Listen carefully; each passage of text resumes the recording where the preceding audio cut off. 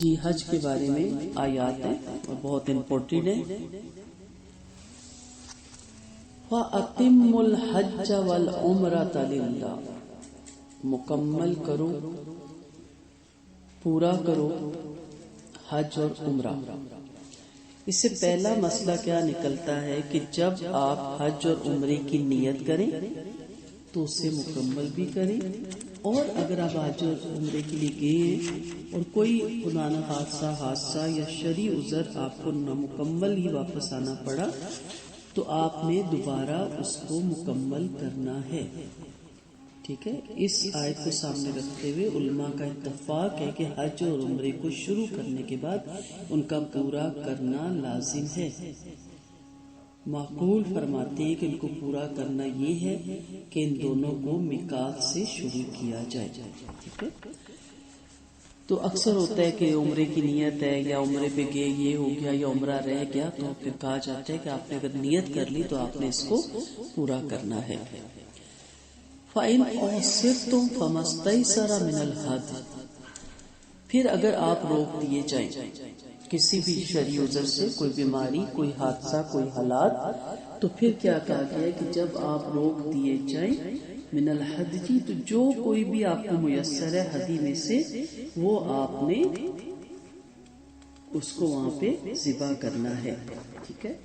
سلو اس لیے بول رہی ہوں کہ بہت امپورٹنٹ ہے اور بار بار پھر بتانا مشکل ہو جاتا ہے، اس لیے غور سے ان چیزوں کو آپ نے سننا ہے.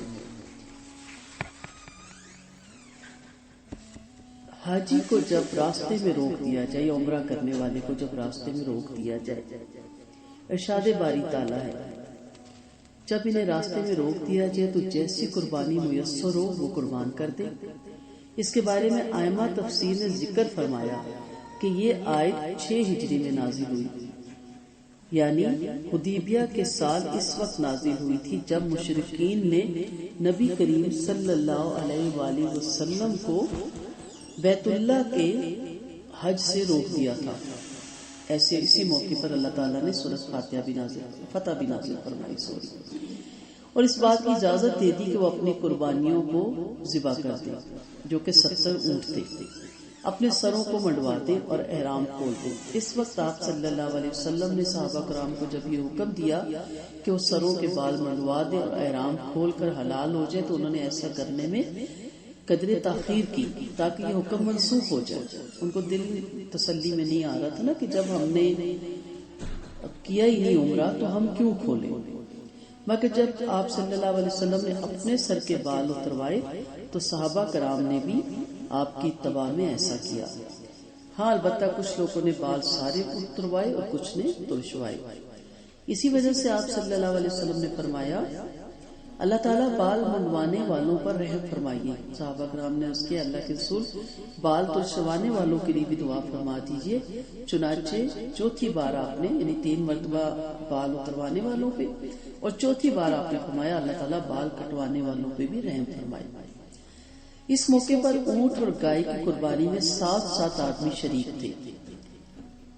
حضرت صحابہ کرام رضی اللہ عنہ کی کل تعداد 1400 تھی.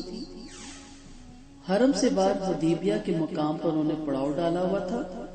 ایک قول یہ بھی ہے کہ صحابہ کرام کا قیام حرم کی سرحد پہ تھا. واللہ اعلم. اور صرف تم راستے کی رکاوٹ عام ہے، خواہ یہ دشمن کی وجہ سے ہو یا مرض کی وجہ سے ہو یا راستے سے بھٹک جانے والے کی وجہ سے ہو. امام احمد رحمۃ اللہ علیہ نے حجاج بن عمر انصاری رضی اللہ عنہ سے روایت کیا کہ میں نے آپ صلی اللہ علیہ وسلم کو ارشاد فرماتے ہوئے سنا اس دروازے کو کھول دیں اور بچوں کو کہیں دروازہ بار بار نہ کھولیں. میری ساری تفسیر خراب ہو رہی ہے اور میں بھول رہی ہوں. پکا دروازہ کھول دیں اور بچوں کو ایک جگہ بٹھا دیں، ساتھ والے کمرے میں بچوں کو بٹھا دیں، دروازہ پکا کھول دیں. غلط ہو گیا نا، ساری تفسیر میں پوائنٹ بھول رہی ہوں. باہر بھی ان سے کہیں آواز نہ آئے، کمرے میں عاشی کے بٹھا کے دروازہ بند کر دیجئے کہ نا آواز بھی نہ بچوں کی آئے. جی نبی کریم صلی اللہ علیہ وسلم نے فرمایا جس شخص کا کوئی عضو ٹوٹ جائے یا وہ لنگڑا ہو جائے تو وہ حلال ہو جائے، اسے دوبارہ حج کرنا ہوگا. فرماتی ہیں میں نے ابن عباس اور ابو ہریرہ سے اس بات کا ذکر کیا تو دونوں نے فرمایا وہ سچ کہتے ہیں. اس حدیث کو اصحاب کتب اربع نے بھی بیان کیا، یعنی سارے ائمہ اربع اس حدیث کو بیان کرتے ہیں. ٹھیک ہے، تو کوئی ایسی نوبت آ جائے تو پھر سر کے بالوں کو منڈوا دینا ہے اور احرام کھول دینا ہے اور دوبارہ حج کرنا ہے یا عمرہ کرنا ہے. ارشاد باری تعالیٰ فَمَسْتَيْسَرَ مِنَ الْحَجِّ، تو قربانی کے لیے جو میسر ہو. اس کے بارے میں امام مالک نے حضرت علی بن ابو طالب رضی اللہ عنہ سے روایت نقل کیا کہ اس سے مراد بکری بھی ہے. حضرت ابن عباس فرماتے ہیں کہ قربانی اونٹ، گائے، بھیڑ اور بکری نر اور مادہ کی 8 قسم سے ادا کی جا سکتی ہے.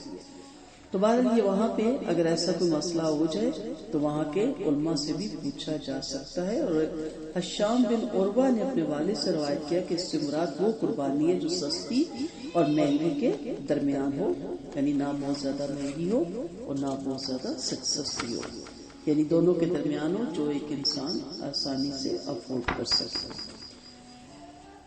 ٹھیک ہے، فَمَسْتَيْسَرَ مِنَ الْهَدْيِ وَلَا تَلْحِقُوا رُؤُوسَكُمْ حَتَّى يَبْلُغَ الْهَدْيُ مَحِلَّهُ فَمَنْ كَانَ مِنْكُمْ مَرِيضًا، کوئی ایسا مرد جیسے ایک صحابی کے سر پہ اس قدر جوئیں پڑ گئی تھی اور وہ ان کو کاٹتی تھی کیونکہ سفر لمبے ہوتے تھے، 6 ماہ لگ جاتے تھے حج پہ. ابھی بھی کچھ سال پہلے آپ پیچھے چلے جائیں تو جب سمندری جہاز سے جاتے تھے تو اس وقت 6 ماہ 8 ماہ لگ جاتے تھے واپسی تک، تو کچھ بھی ہو سکتا ہے. تو جب آپ صلی اللہ علیہ وسلم کے پاس ان کو لایا گیا تو آپ نے کہا یہ تو بہت مشکل میں، تو آپ نے پھر اس کو کہا سر کے بال منڈوا دو اور کھول لو احرام. یا من رأس فدیۃ او بہی اذن من رأسی، یا اس کے سر پہ کوئی تکلیف ہو، فدیۃ من صیام، تو وہ اس فدیے میں روزے رکھے، اور صدقہ کہتے یا روزے بھی نہیں رکھ سکتا تو صدقہ دے، اور نسک، اور اگر دونوں کام نہیں کر سکتا تو پھر قربانی دے گا. ٹھیک ہے، نسک دوسری قربانی ہوتی ہے، ہدی میں نہیں آتی ہے. فَإِذَا آمَنْتُمْ، جب وہ امن میں آ جائے. تو یہاں ایک چیز آپ کو ایک نئی سہولت دی جا رہی ہے اسلام میں کہ اگر ایسا کوئی مسئلہ آ جائے، سر زخمی ہو جائے، کوئی بیماری، سر پہ کوئی چوٹ آ جائے، تکلیف ہو جائے، تو سر منڈوا لے، اس کے بدلے میں روزے رکھے یا صدقہ دے یا قربانی دے.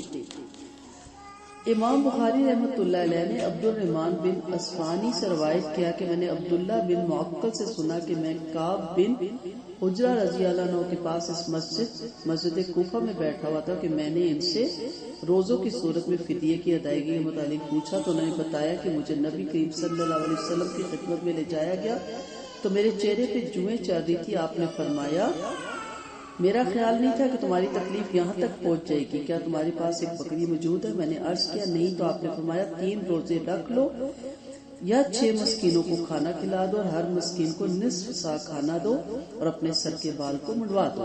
تو یہ آیت اس وقت نازل ہوئی. تو یہ آپ کو چوائس جی جب آپ نے حلال ہونا ہے تو پھر وہ ظاہر ان کے سر پہ اسی طرح اگر سٹیچز آنے ہیں تو بال تو اتارے جائیں گے، تو ویسے تو آپ بالوں کو نہیں چھیڑ سکتے نا. اب یہ روزے جو ان سے 3 وہاں رکھنے ہوتے ہیں اور باقی 7 آ کے اپنے شہر میں رکھنے ہوتے ہیں. ٹھیک ہے، فائزہ فمن تمتع بالعمرۃ الی الحج فما استيسر من الهدي فمن لم يجد فصيام 3 ايام في الحج و7 اذا رجعتم تلك 10 كاملة. ٹھیک ہے، تم میں سے جس نے حج کا احرام یا عمرے کا احرام باندھا ہوا ہے اور اس کو احرام کھول کر جو بھی قربانی میسر آئے گی وہ قربانی کرے گا یا 3 روزے حج کے دنوں میں رکھے گا اور 7 اپنے جب گھر لوٹ کر آئے گا تو پھر پورے 10 روزے ہو جائیں گے، یعنی 7 گھر میں رکھے گا. یہ کس کے لیے؟ ذالک لمن لم یکن اہلہ حاضر المسجد الحرام، جو مسجد احرام کے یعنی اس ملک اور شہر کے رہنے والے نہیں ہیں. واتقوا اللہ، اللہ سے ڈرو، جان لو کہ بے شک اللہ تعالیٰ شدید العقاب ہے. اس کو ذرا سمجھیں گے، حج کے طریقے دیکھیں گے تو پھر ہمیں ساری بات سمجھ آئے گی کہ اس کو کیا بتانے کی کوشش کی جا رہی. کیونکہ تھوڑا سا مشکل ہوتا ہے، تھوڑا سا اس کو سمجھنے والی چیز ہوتی ہے. جی حج نماز، روزہ اور زکوٰۃ کے اسلام کا ایک رکن حج بھی ہے اور فرض عین ہے۔ تمام عمر میں ایک مرتبہ مسلمان پر فرض ہوتا ہے۔ جس کو اللہ تعالیٰ نے اتنا مال دیا ہو جو کہ اپنے وطن سے مکہ معظمہ تک آنے جانے پر قادر ہو اور اپنے اہل و عیال کے مصارف ضروریہ واپسی تک ادا کر سکتا ہو، ٹھیک ہے، مشکل میں ڈال کے نہیں جانا فیملی کو۔ حج کی 3 قسمیں ہیں۔ ایک افراد یعنی ایام حج میں صرف حج کی نیت سے احرام باندھنا اور صرف حج ہی پر اکتفا کرنا۔ یہ جن کے پاس ٹائم کم ہوتے ہیں وہ شارٹ اس پہ جاتے ہیں، 3 دن کے لیے، 5 دن کے لیے، 7 دنوں کے لیے۔ ایسے لوگ ہوتے ہیں ہمارے کہنے کے ملک کے، ایسے لوگ جن کے اوپر بہت سی ذمہ داریاں ہوتی ہیں اور انہیں چھٹی 15 دن یا 41 دن کی نہیں ملتی۔ دوسرا حج تمتع، جیسے ابھی یہاں پہ ہوا فمن تمتع بالعمرۃ الی الحج، یعنی ایام حج میں پہلے عمرے کا احرام باندھ کر عمرہ آپ کریں گے اور اس کے بعد اس کو احرام کو کھول دیں گے، نارمل روٹین میں آ جائیں گے، اور جب آپ کا حج کا چاند نکلے گا تو اسی سال اسی سفر میں آپ حج کا احرام باندھیں گے۔ اسے کہتے ہیں حج تمتع، یعنی فائدہ اٹھانا۔ تیسرا قران، یعنی ایام حج میں حج اور عمرے دونوں کا احرام ساتھ باندھنا اور پہلے عمرہ کر کے احرام کو بدستور قائم رکھنا اور پھر اسی احرام سے حج کرنا۔ یہ مشکل ہے، جیسے کہا نا، سر میں جوئیں بھی پڑ سکتی ہیں، چوٹ بھی لگ سکتی ہے، آپ گر بھی سکتے ہو، بخار بھی ہو سکتا ہے، کچھ بھی ہو سکتا ہے۔ تو اس لیے آسانی اسی میں ہوتی ہے کہ آپ حج تمتع کریں اور پھر ریلیکس رہیں، کیونکہ وہاں غلطی کا بھی بہت احتمال ہوتا ہے۔ حضرت ابو امامہ فرماتے ہیں کہ آپ صلی اللہ علیہ وسلم نے ارشاد فرمایا، جس شخص کو کسی ضروری حاجت یا ظالم بادشاہ یا مرض شدید نے حج سے نہیں روکا اور اس نے حج نہیں کیا اور مر گیا تو وہ چاہے یہودی ہو کر مرے یا نصرانی ہو کر مرے۔ یہ جو باقی باتیں ہیں نا کہ بھی بچیاں چھوٹی ہیں، ایجوکیشن کمپلیٹ نہیں، گھر اپنا نہیں، سواری اپنی نہیں، بچیاں جوان ہو گئی، ان کی شادیاں نہیں کی، ہم حج پہ چلے جائیں، یہ کوئی عذر نہیں، یہ کوئی دلیل نہیں۔ اللہ نے دنیا میں بھیجا تو اللہ ان کی شادیاں بھی کروائے گا اور ان کے نصیب بھی کھولے گا۔ ہر کوئی اپنا نصیب خود لے کر آتا ہے۔ حج آپ کے اس وقت فرض ہو جاتا ہے جب آپ کے پاس اتنا سرمایہ آ جائے جس سے آپ جا کے حج کر کے اس کا کرایہ کہہ لیں، وہاں کا ذات راہ کہہ لیں اور پیچھے بھی 1 مہینے کا خرچہ کہہ لیں، اور آپ واپس آ کے دوبارہ اپنی محنت مزدوری پہ لگ جائیں۔ بچیاں بالغ ہوں گی، شادیاں ہوتی رہیں گی، رشتے ہوتے رہیں گے۔ یہ چیزیں حج میں رکاوٹ بننے کی کوئی دلیل نہیں ہے۔ آپ یہ نہیں کہتے کہ میں اس وقت نماز شروع کروں گا جب میں سارے بچے پڑھا کے بیاہ کے اپنے گھروں کا کر دوں گا۔ آپ سوچیں آپ کے کیا لیانی باتیں آپ کر رہے ہیں۔ آپ یہ نہیں کہتے کہ ہم زکوٰۃ اس وقت دیں گے جب میں بیٹیاں بیاہ چکوں، ابھی تو میں کیوں زکوٰۃ دوں، ابھی تو میری بچیاں بیانے کے قابل ہے، میرے بچوں کی ایجوکیشن، اور اب تو اتنی مشکل ایجوکیشن ہے کہ اب تو لاکھوں کیا کروڑوں روپے بھی کم پڑ جاتے ہیں اگر صحیح ایجوکیشن میں ہم بچوں کو لے کے جائیں۔ تو آپ کو پتا نہیں، میرا کل کا مجھے لمحے کا نہیں پتا، میں کل اگر مر گیا یا مر گئی تو میرے ذمہ زکوٰۃ ہوگی۔ آپ اس لیے روزے رکھنا نہیں چھوڑتے کہ میرے بھی بچے چھوٹے ہیں یا جوان ہونے یا بالغ ہونے یا میں نے ان کی شادی کرنی ہے تو میں روزے نہ رکھوں۔ اسی طرح یہ پلر آف اسلام ہے، اس میں سے 5 ہے، 5واں، ٹھیک ہے۔ روزے، کلمہ شہادت اور روزے تو ہر ایک پہ فرض ہے، ٹھیک ہے۔ اب پیچھے جو زکوٰۃ اور آپ کا حج رہ جاتا ہے وہ صاحب استطاعت پہ فرض ہو جاتا ہے۔ سو آپ نے جیولری چاہے اپنے لیے رکھی ہے، چاہے بیٹیوں کے لیے رکھی ہے، چاہے بیٹوں کے لیے رکھی ہے، حق مہر میں بہوؤں کو دینے کے لیے آپ زکوٰۃ دیتے رہتے ہیں، جب شادی ہوتی ہے تو اس وقت دیکھا جاتا ہے۔ اسی طرح حج بھی آپ پہ جس وقت آپ کے پاس اتنا سرمایہ ہو جاتا ہے، اب تو خیر بہت مہنگا ہو رہا ہے حج، جب آپ ٹکٹ لے سکتے ہو حج کا، اور کسی کے ذمہ کسی کے پہ فرض بھی نہیں ہے کہ آپ کہ جی میرے ماں باپ نے نہیں کیا تو میں کیسے کروں، پہلے میں ماں کو کراؤں، ایسا نہیں ہے۔ ہر انسان کے اپنا صاحب استطاعت ہونا اپنے پہ واجب ہے، اور ایک ہوتا ہے افضل طریقہ، اللہ نے آپ کو نوازا ہے تو آپ سب کو کروائیں اور رشتہ داروں سے شروع کریں۔ اگر گھر میں والد نے والدہ نے نہیں کیا یا آپ اپنے بچوں کو کروائیں یا اپنے بہن بھائی جو سفید پوش ہے اس کو جانے کو دل کرتا ہے، پھر اس کے بعد آپ اپنے اہل محلہ میں بھی دیکھیں، بڑھتے چلے جائیں، لیکن سب سے پہلے آپ پہ خود فرض ہوتا ہے۔ جیسے قربانی کا کیا ہے، آپ پہلے اپنی لیتے پھر ساتھ کسی اور کی لے سکتے ہیں، ٹھیک ہے. آپ کے جی میں اپنی نہ لوں، میں کسی کی طرف سے صرف دے دوں، تو یہ طریقہ ٹھیک نہیں ہوتا. آپ پہ واجب ہے پہلے اپنا فرض ادا کریں کہ کہیں آپ اپنا فرض ادا کرنے سے نہ رہ جائیں. تو کتنی سخت وعید ہے کہ کرایہ ہے، سب کچھ ہے، لیکن ہم بیٹھے ہوئے ہیں 3 بیٹیاں یا 4 بیٹیاں ان کے جوان ہونے، اور پھر ان کو بلوغت کے بعد ان کے رشتے کرنے اور پھر شادیاں کرنے میں، اور اس وقت تک پتہ ہی نہیں رشتہ اجل آ جاتا ہے. بہت سی احادیث ہیں حج اور حج کرنے والوں کی بڑی فضیلت آتی ہے. ایک حدیث میں ہے نبی کریم صلی اللہ علیہ وسلم کا ارشاد ہے کہ حج اور عمرے کے لیے جانے والے اللہ تعالیٰ کے خاص مہمان ہیں. وہ اللہ تعالیٰ سے دعا کریں تو اللہ تعالیٰ ان کی دعائیں قبول کرتا ہے، اور مغفرت مانگے تو ان کو بخش دیتا ہے. نبی کریم صلی اللہ علیہ وسلم نے ارشاد فرمایا، جو شخص حج کرے اور اس میں کوئی فوش اور بیہودہ حرکت نہ کرے اور اللہ کی نافرمانی نہ کرے تو وہ گناہوں سے ایسا پاک صاف ہو کر واپس آتا ہے جیسے کہ وہ اپنی پیدائش کے وقت بالکل بے گناہ تھا. نبی کریم صلی اللہ علیہ وسلم کا فرمان ہے، وہ حج جو خلوص کے ساتھ اور بالکل ٹھیک ٹھاک ادا کیا گیا ہو اور اس میں کوئی برائی اور خرابی نہ ہو تو اس کی جزا صرف جنت ہی ہے. پھر حج کی برکات سے گناہوں کی معافی اور جنت کی نعمتیں حاصل ہوتی ہیں. مدینہ طیبہ میں روضہ اقدس کی زیارت اور آپ صلی اللہ علیہ وسلم کی مسجد میں نماز پڑھنا، جہاں ایک نماز پڑھنے کا ثواب بخاری اور مسلم کی روایت کے مطابق 1000 سے زیادہ ہے، اور ابن ماجہ کی ایک روایت میں 50,000 نمازوں کا ثواب مذکور ہے. مسجد احرام میں بیت اللہ واقع ہے، تمام مساجد سے افضل ہے، جہاں ایک نماز کا ثواب 1,00,000 نمازوں کے برابر ہوتا ہے.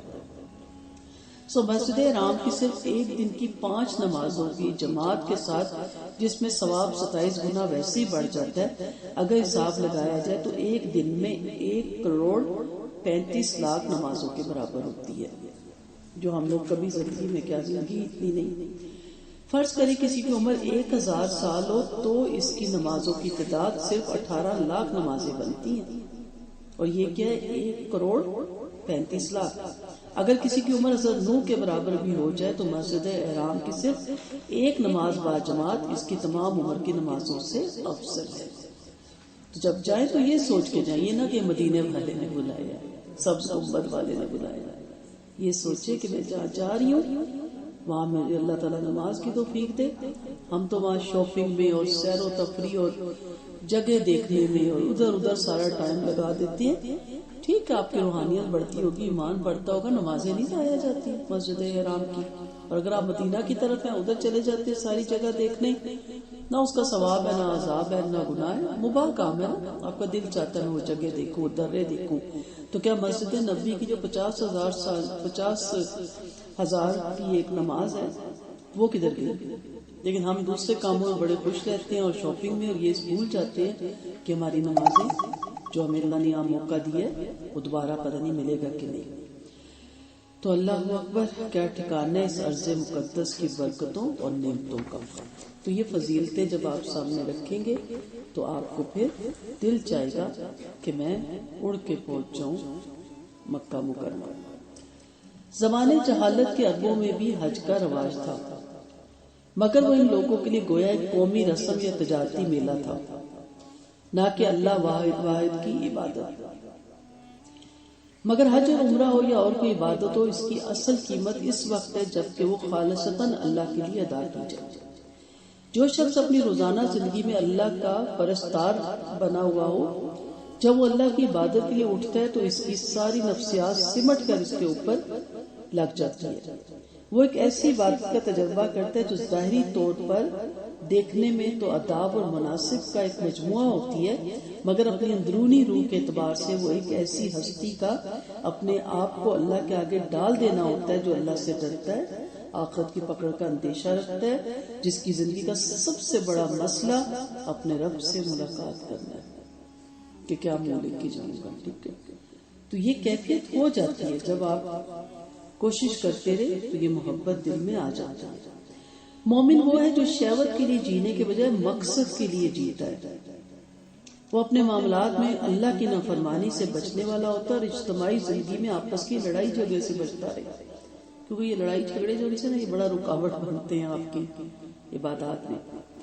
حج کا سفر ان اخلاقی اور صاف کی تربیت کے لیے موضوع ترین ہے، اس لیے اس میں مخصوص طور پر ان کی تاکید کی گئی۔ اس طرح حج میں سفر کا پہلو لوگوں کو سامان سفر کے اہتمام میں لگا دیتا ہے، مگر اللہ کے مسافر کی سب سے بڑی زیادت تقویٰ ہوتا ہے۔ تو اس لیے آگے وہ جو آیتیں آ رہی ہیں اس میں آپ دیکھیں گے کہ اللہ تعالیٰ اپنے بندہ مومن کو کیا حکم دے گا۔ تقویٰ ہر جگہ آپ اپنے ساتھ رکھیے گا، بڑا کام آئے گا۔ ایک شخص سامان سفر کے پورے اہتمام کے ساتھ نکلے، دوسرا شخص اعتماد اللہ کا سرمایہ لے کر نکلے، دوران سفر دونوں کی نفسیات یکساں نہیں ہو سکتی۔ ٹھیک ہے، قرآن میں آتا ہے نا، اے عقل والو میرا تقویٰ اختیار کرو۔ اس سے معلوم ہوا کہ تقویٰ ایک ایسی چیز ہے جس کا تعلق عقل سے ہے۔ تقویٰ کسی ظاہری حیت کا نام نہیں، یہ عقل یا شعور کی ایک حالت ہے۔ انسان جب شعور کی سطح پر اپنے رب کو پا لیتا ہے تو اس کا ذہن اس کے بعد خدا کے جلال اور جمال سے بھر جاتا ہے۔ اس وقت روح کی لطیف سطح پر جو کیفیات پیدا ہوتی ہے اس کا نام تقویٰ ہے۔ حج میں روح پیدا کرنے کی عملی تدبیر اختیار کریں۔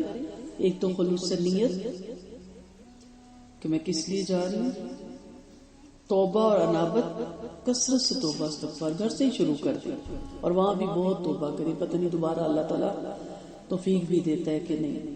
دین کا علم حاصل کر کے جائیں۔ اگر آپ بغیر پڑھے جاتے ہیں نا تو ایسی آپ کا صرف سفر ہی لکھا جاتا ہے، آپ کو پتہ ہی نہیں، اور علم حاصل ہونا چاہیے تھا نا۔ انجانے میں کر کے آج اور آپ کے جی ہمیں پتہ نہیں تھا، اس کی بچت نہیں ہے، پکڑ نہیں ہے۔ باقی ہر جگہ آپ جان کے جاتی ہیں، پوچھ کے جاتی ہیں۔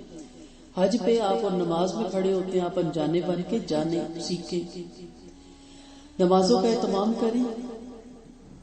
بڑے بڑے حاجی آ کے نماز ہی چھوڑ دیتے ہیں، پہلے بھی نہیں پڑھتے تو پھر سمجھ نہیں آتا کہ ان کا حج پھر کہاں لکھا جائے گا۔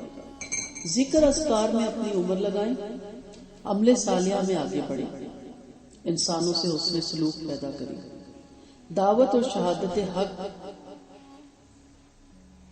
پہ صبر کریں، دعوت کو پھیلائیں، عظمت اور محبت دل میں پیدا کریں، تجدید عہد کریں،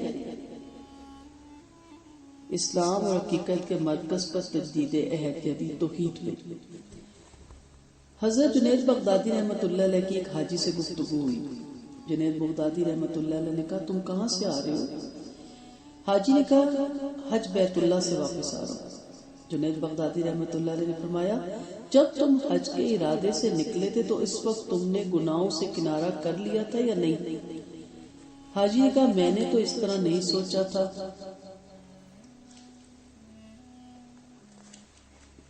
جنید بغدادی رحمۃ اللہ علیہ نے کہا تو پھر تم حج کے لیے نکلے ہی نہیں، یعنی پتہ ہی نہیں گھر سے جا کیوں رہے۔ اب ہمارے کیا شروع ہو جاتا، اس سے مل، اس سے مل، اس کی دعوت کھا، اس کی دعوت، لسٹیں بنا کس کے لیے کیا لانا ہے، کس کو کیا دینا ہے۔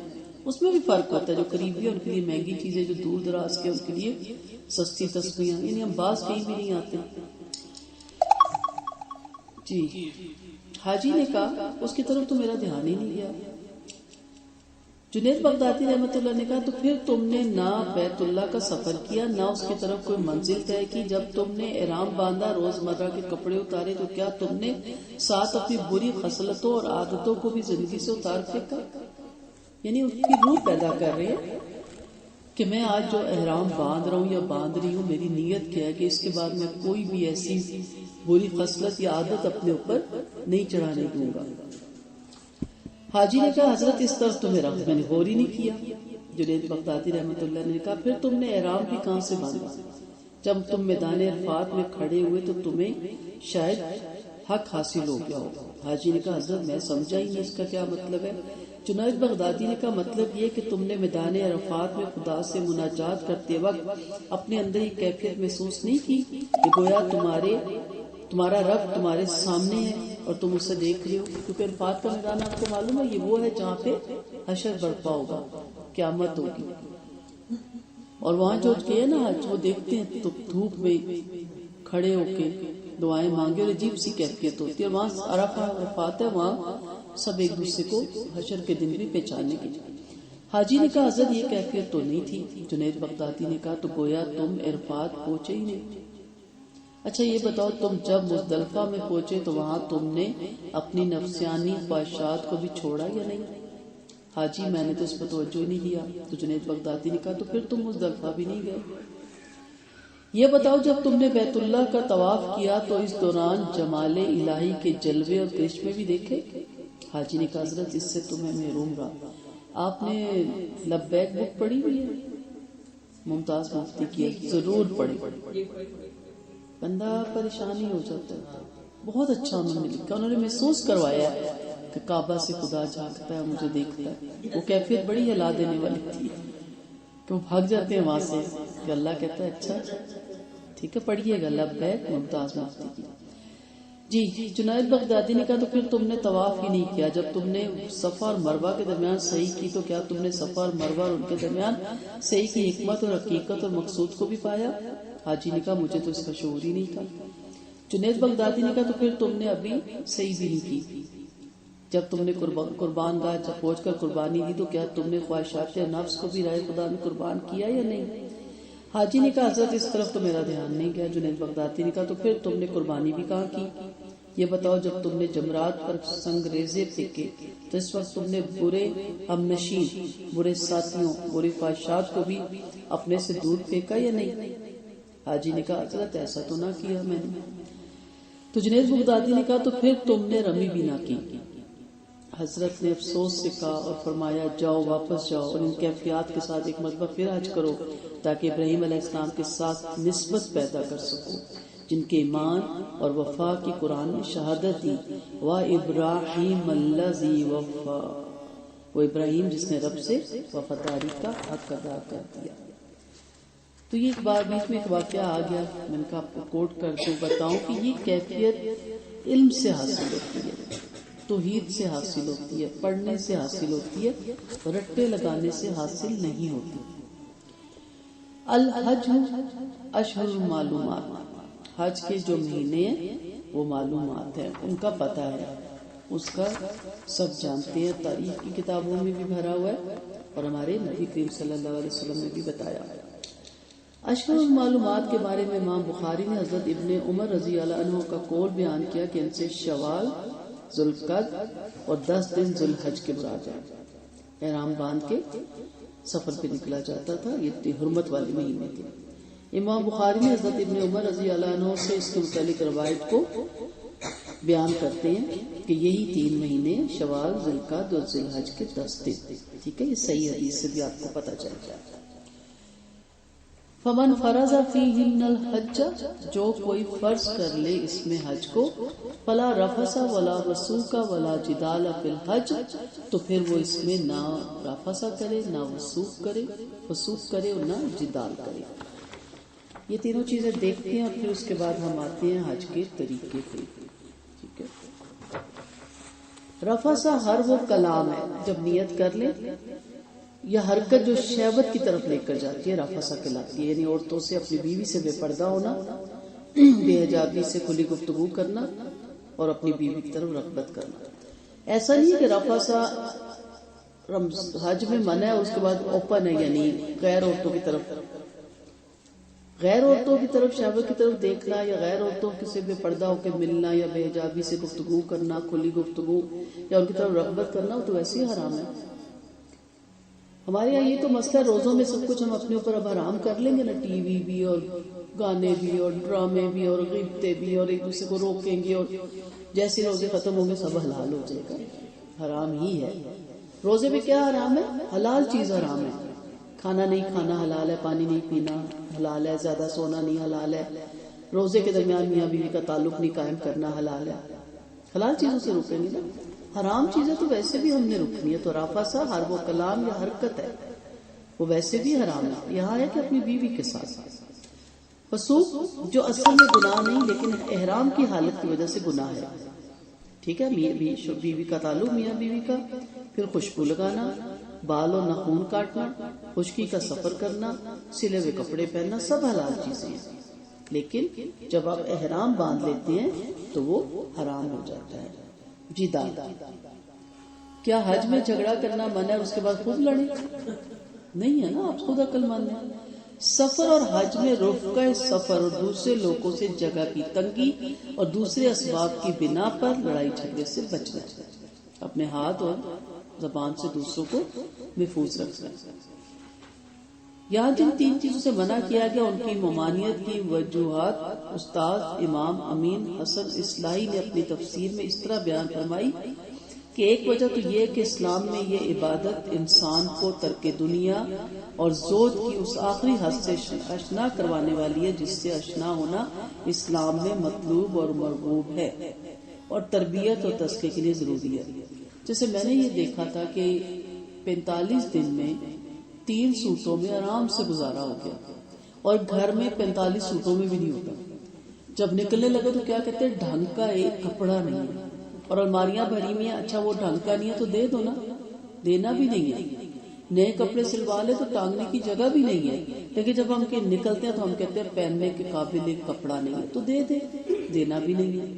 تو یہ چیز مجھے سمجھ آئی تھی کہ 3 سوٹوں میں گزارا ہو گیا تو گھر میں 30 سوٹوں سے بھی کیوں نہیں ہوتا. ٹھیک ہے.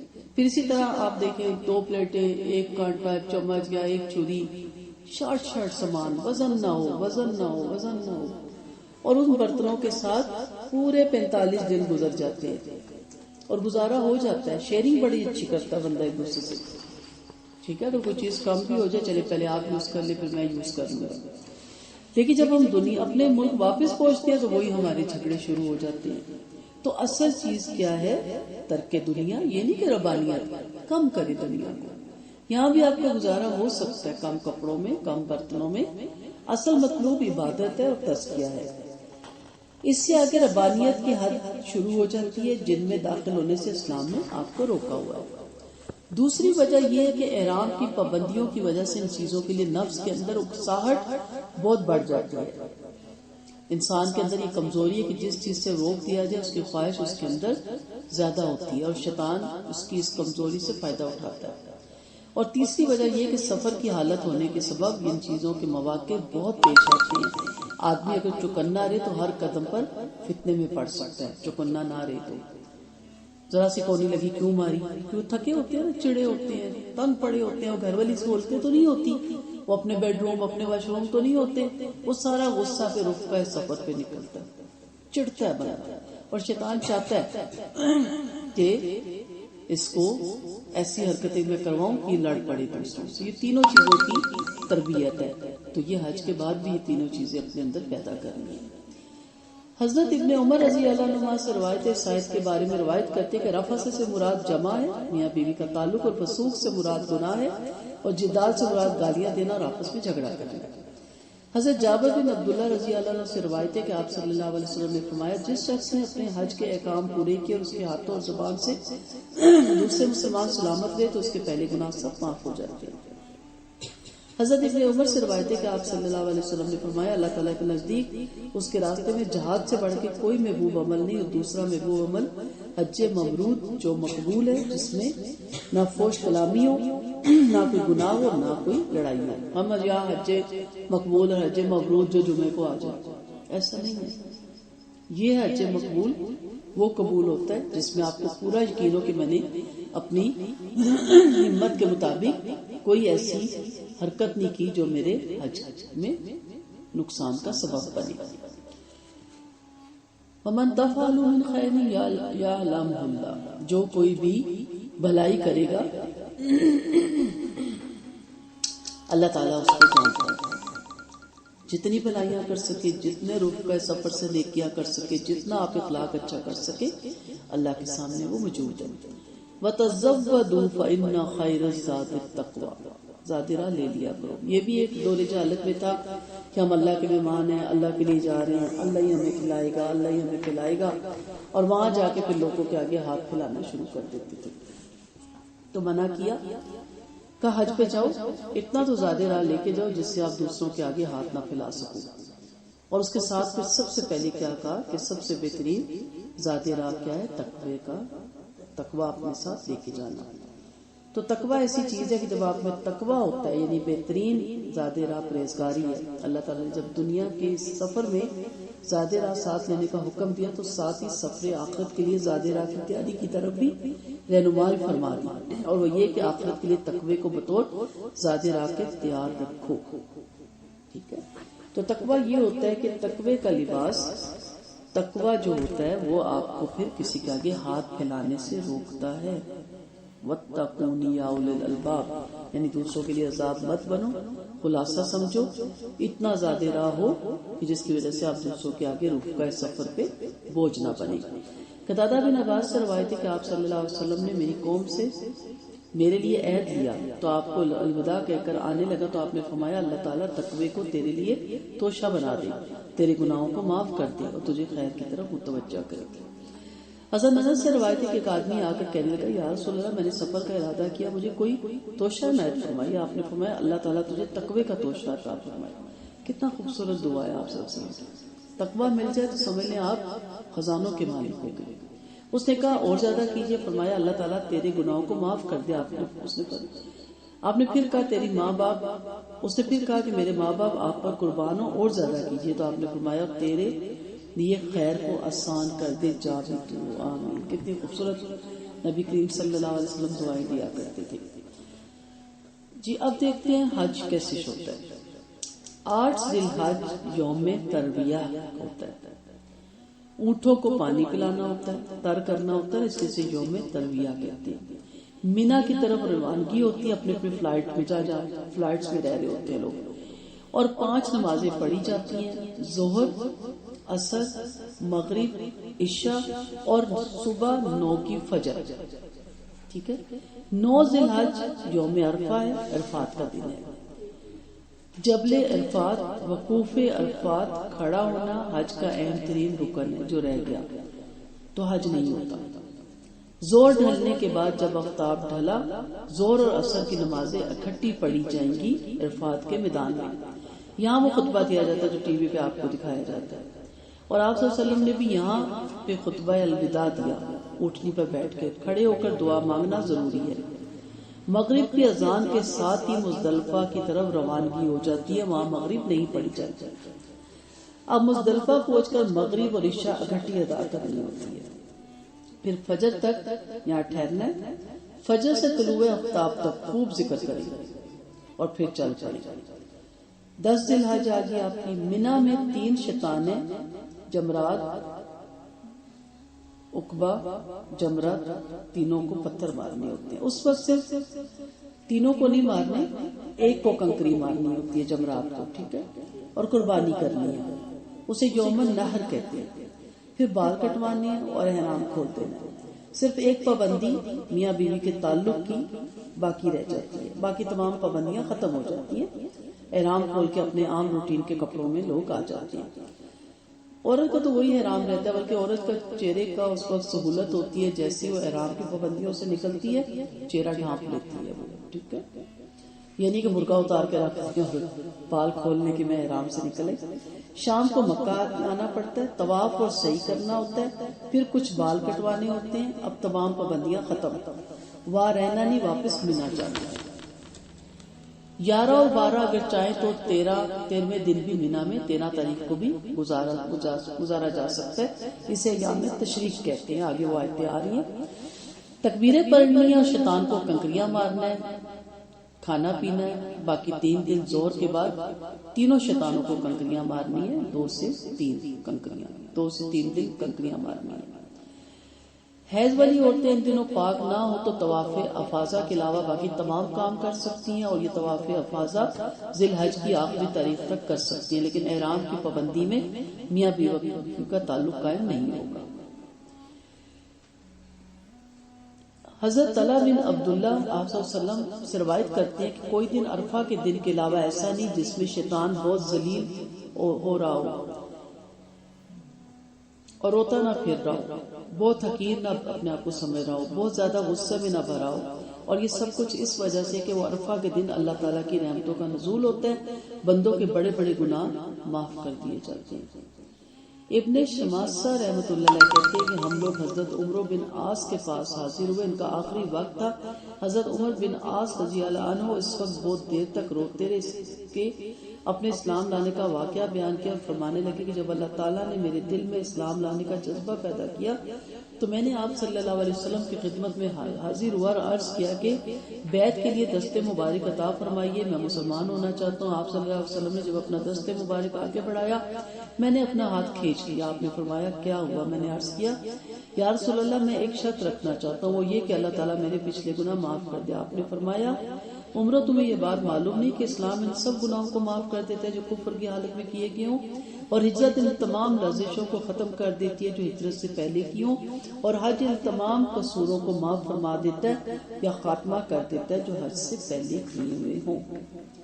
حضرت سعد بن سعد رضی اللہ عنہ سے روایت ہے کہ آپ صلی اللہ علیہ وسلم نے فرمایا کہ جب حاجی لبیک کہتا ہے تو اس کے ساتھ دائیں بائیں جو پتھر درخت وغیرہ ہوتے ہیں وہ بھی لبیک کہتے ہیں، اور اس طرح زمین کی انتہا تک یہ سلسلہ چلتا رہتا ہے۔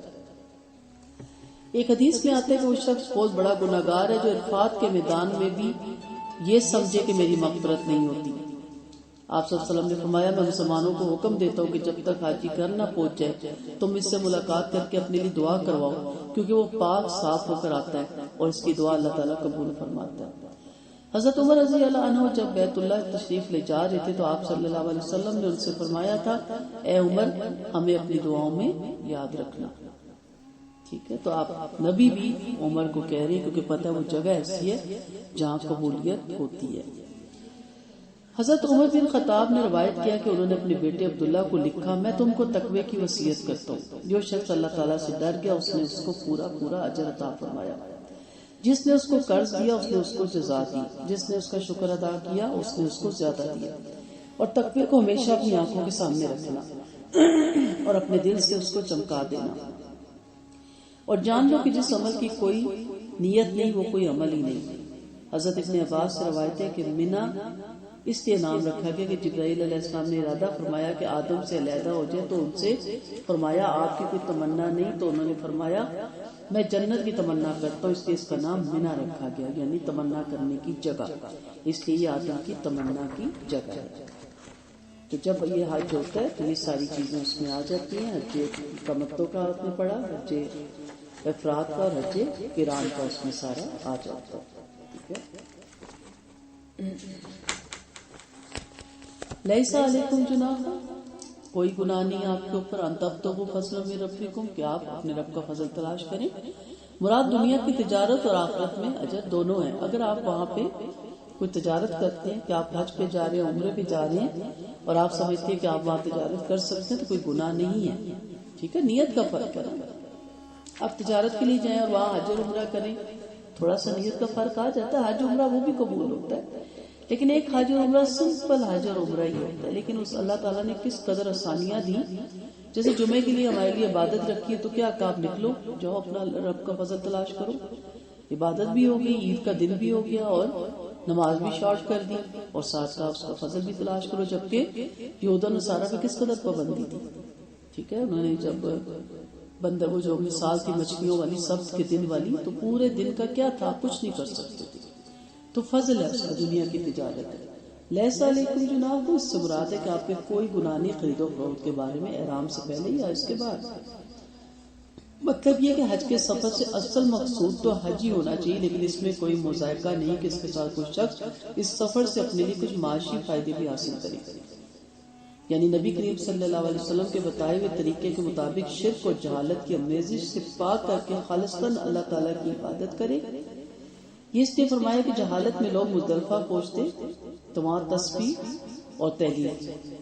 اگلی آیت ہے فَإِذَا أَفَضْتُم مِّنْ عَرَفَاتٍ فَاذْكُرُوا اللَّهَ عِندَ الْمَشْعَرِ الْحَرَامِ، تو دورے جہالت میں جب یہ لوگ پہنچتے تو جگہ جگہ آگ جلاتے، قصیدہ خوانی کرتے، دستانے گوئی کرتے، اور اپنے بڑوں کے جو واقعات ہیں وہ دہرایا کرتے تھے۔ تو یہاں پہ منع کیا گیا، مطلب یہ کہ حج اور عمرے کے بارے میں اصل رہنمائی یہی ہے جو نبی کریم صلی اللہ علیہ وسلم نے دی، قرآن نے دی۔ تو اس سے پہلے تو اللہ تعالیٰ کے مقرر کردہ ان شاعر کو تم نے کھیل تماشا بنا رکھا تھا۔ یہ اللہ کی عنایت ہے کہ علم اور مغفرت کی اللہ تعالیٰ نے آپ پہ رحمتوں کا نزول کیا، آپ پہ واضح کر دیا، اور عرفات کا میدان اس لیے نہیں ہے، اور واپس لوٹ کے جب آپ مشعر الحرام پہنچتی ہے تو اس لیے نہیں ہے کہ آپ اپنے بڑوں کے وہاں قصیدہ گوئی کریں، وہاں خاندانی تفکرات کی باتیں ہوتی تھی، ابھی بھی وہاں لوگ بیٹھ کے کہہ رہے ہوتے ہیں، مکہ میں بھی بیٹھے یہی باتیں کر رہے ہوتے ہیں، میں وہاں سے میرا ادھر سے ادھر سے فلاں میرا شجرہ نسب کا وَاذْكُرُوهُ كَمَا هَدَاكُمْ، اس طرح اس کو یاد کرو جیسے تمہیں ہدایت دی گئی، وَإِن كُنتُم مِّن قَبْلِهِ لَمِنَ الظَّالِمِينَ، کیونکہ اس سے پہلے تو آپ بھٹکے ہوئے تھے۔ یہاں سے معلوم ہوا کہ ہر عبادت کے خاص آداب ہیں جو آپ صلی اللہ علیہ وسلم نے بتلائے اور سکھلائے ہیں، ان طریقوں کو چھوڑ کر اپنی طرف سے عبادت کے طریقے گھڑ لینا اور نئی صورتیں قائم کر لینا سخت گناہ ہے۔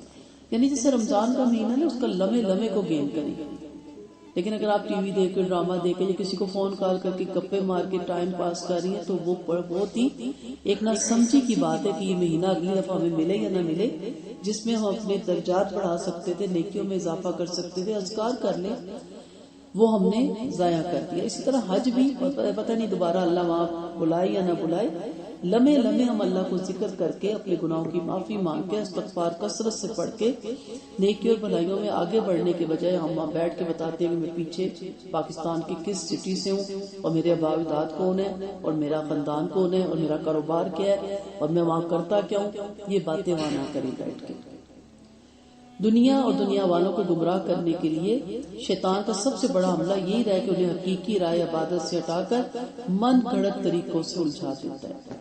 اس لیے کہا گیا ان کنتم من قبلی لمن الظالمین، قرآن کریم نے یہ واضح کر دیا کہ جب تک انسان اللہ کی دی ہوئی روشنی اور ہدایت سے کام نہ لے اور اس کی بھیجی ہوئی وحی کو مشل راہ نہ بنائے، اس کی نازل کی ہوئی تعلیم کو بنیاد عمل نہ ٹھہرائے اور اس کے نبی کے بتلائے ہوئے طریقوں کو نہ اپنائے تو وہ ناواقف اور بھٹکا ہوا ہے۔ اصل طریقہ عبادت وہی ہے جو اللہ تعالیٰ نے اپنے نبی کے ذریعے بتلایا، اس لیے منزل مقصود پر پہنچنے کے لیے صحیح ترین رہنمائی کتاب اور سنت ہی میں مل سکتی ہے، اس کے علاوہ خود ساختہ تدبیریں سب ناقص اور گمراہی کا باعث ہوتی ہیں۔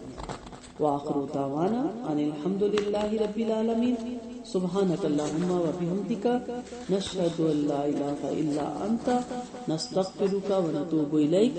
السلام علیکم و رحمۃ اللہ وبرکاتہ۔